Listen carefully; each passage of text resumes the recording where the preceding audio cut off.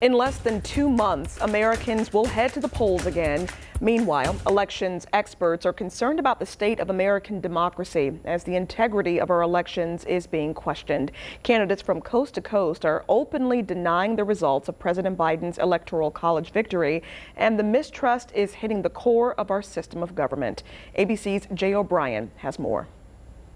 November's midterm elections will be a test not just of who will hold the balance of power in Congress, but of a country confronting never-before-seen challenges to the bedrock of American democracy. As the nation prepares to go to the polls again, millions of Americans still believe the baseless claim that the 2020 election was fraudulent.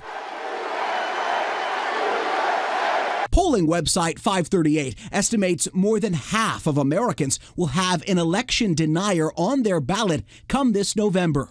In states like Arizona and Pennsylvania, Republican candidates for governor don't believe President Biden's White House win was legitimate. Our elections were stolen from us. But dozens of court rulings prove that claim is false. If a large chunk of Americans do not believe that their government was actually rightfully and dutifully elected, it undermines the rule of law. President Biden now turning the issue into a rallying cry for Democrats ahead of the midterms. Democracy cannot survive when one side believes there are only two outcomes to an election.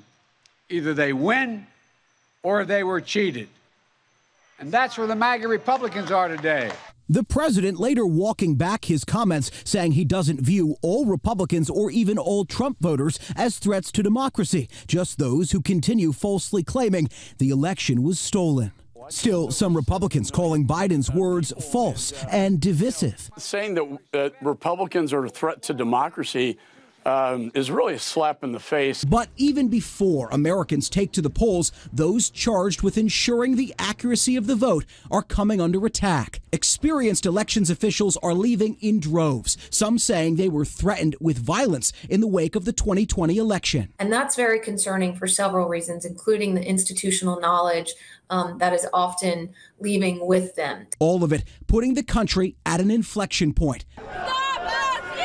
Still reeling from the deadly January 6th attack on the democratic process after the last election, and wondering if Americans will be able to freely and safely cast their ballots in the next one. Jay O'Brien, ABC News, Washington.